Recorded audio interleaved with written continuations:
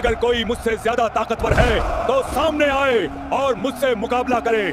इस दुनिया में 4 ऐसे बादशाह हुए जिन्होंने पूरी दुनिया पर हुकूमत की और उन्हीं में से एक था नमरूद, घमंड और ताकत में डूबा हुआ बादशाह। वक्त के साथ उसका घमंड इतना बढ़ गया कि उसने खुद को खुदा कहना शुरू कर दिया। जब हजरत इब्राहिम अलैहिस्सलाम ने उसे अल्लाह की तरफ बुलाया और कहा कि रब सिर्फ एक है, तो नमरूद हंस पड़ा। उसने अकड़ के साथ कहा, अपने खुदा से कहो कि वह अपनी फौज तैयार करे, मैं भी अपनी फौज तैयार करता हूँ, फिर मैदान में मुकाबला होगा। नमरूद उस दौर का सबसे ताकतवर बादशाह था। उसकी फौजें, उसका तख्त, उसका रौब, सब कुछ उसे मदहोश कर चुका था। उसने अपनी ताकत दिखाने के लिए एक ऊंची इमारत बनवाई, उस पर चढ़ा और आसमान की तरफ देखकर चिल्लाया, अगर कोई मुझसे ज्यादा ताकतवर है तो सामने आए और मुझसे मुकाबला करे। लेकिन नमरूद यह भूल गया था कि अल्लाह को अपनी कुदरत दिखाने के लिए न तलवार चाहिए, न फौज, न हाथी, न घोड़े। अल्लाह ने अपनी कुदरत दिखाने के लिए सबसे छोटी मखलूक को मैदान में उतारा, मच्छर। वही मच्छर जिन्हें इंसान हाथ से झटक देता है। अचानक आसमान से लाखों करोड़ों मच्छरों का झुंड उतरा और नमरूद की फौज पर टूट पड़ा। हर चीख में अजाब था, हर हलचल में तबाही। फौजें भागने लगी, सिपाही गिरने लगे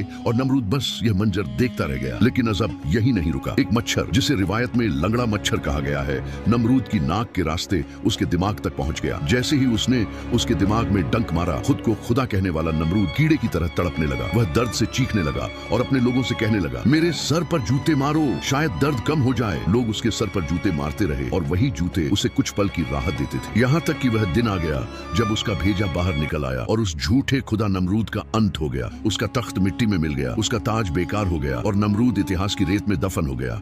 क्योंकि जब इंसान खुदा बनने लगता है तो अल्लाह उसे याद दिलाता है कि वह सिर्फ मिट्टी है और अल्लाह हर चीज पर कादिर है। दोस्तों, क्या आप भी गैर मुसलमानों की तरह बिना लाइक सब्सक्राइब किए स्वाइप कर दोगे? तो लाइक सब्सक्राइब जरूर करें ताकि एक भी इबरतनाक इस्लामिक वाकया मिस ना हो। कमेंट में अल्लाह के प्यारे नाम लिखें, या रहमान या रहीम, और इस पैगाम को आगे पहुंचाएं।